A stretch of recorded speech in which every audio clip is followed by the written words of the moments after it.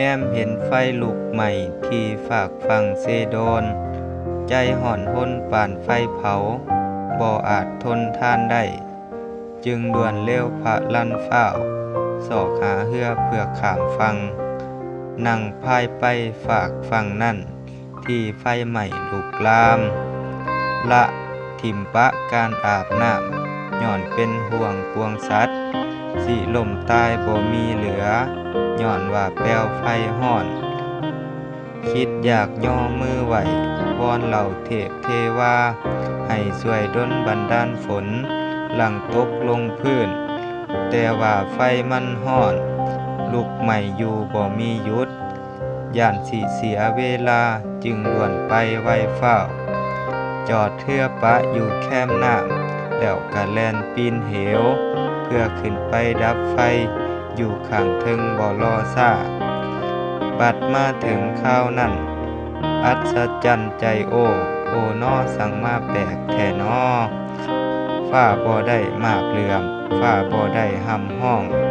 ฝนกะลังดิ้นตกมาน้อลมบ่มีโซยพัดเมฆบ่มัวมองซ้ำแต่มีฝนลิ้นย่อยลงมาโลกกลุ่มเฮ็ดให้ดินสุ่มพื้นไฟใหม่กะเล่าหายแท้แล้วบัดนี้ข้าขอย่อมือไหววันทาก้มกราบโมทนาสาธุน้อมพระคุณเจ้าผู้อยู่เทิงที่เพิ่นมีศรัทธากล้าเมตตาธรรมอันสูงทรงหยาดน้ำฝนลงจากฟ้าลงพื้นแผ่นดินแท้เน้อขออวยพรให้เจ้านาคผู้อยู่กลางหาว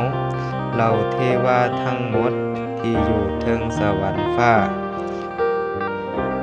ที่ดูต้นฝูงข่าสักกุณาหน่อยใหญ่ผู้กำลังเดือดร้อนไฟใหม่อยู่บ่เป็น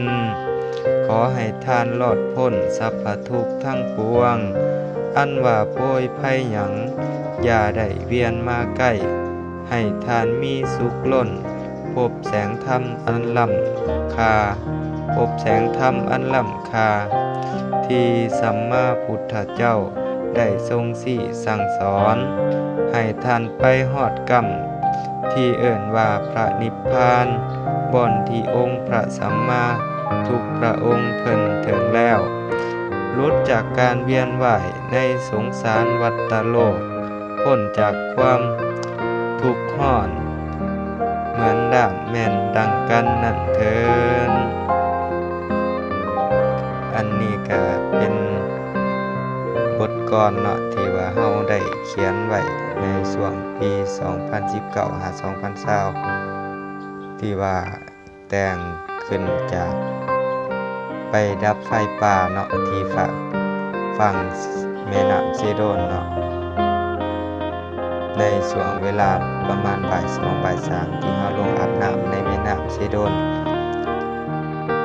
ก็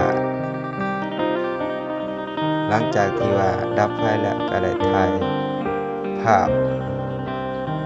แล้วก็นำไปโพสต์ลง Facebook เนาะแล้วก็คิดว่าสิเขียนเรื่องราวเกี่ยวกับ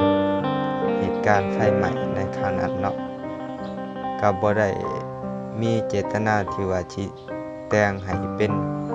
กับก้อนแบบนี้ขึ้นมาเนาะแต่ว่ามันก็ไปของมันเองแบบโดยอัตโนมัติแบบว่าที่เฮาบ่ได้ตั้งใจเฮาก็เลยว่าลองเบิ่งมันสิไปจังไดมันสิ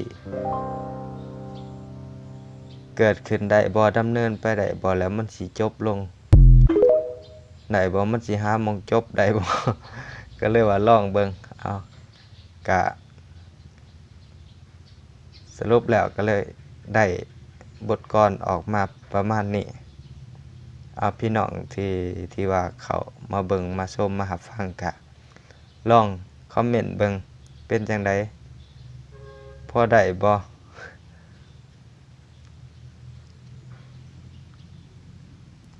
อันนี้ก็เป็น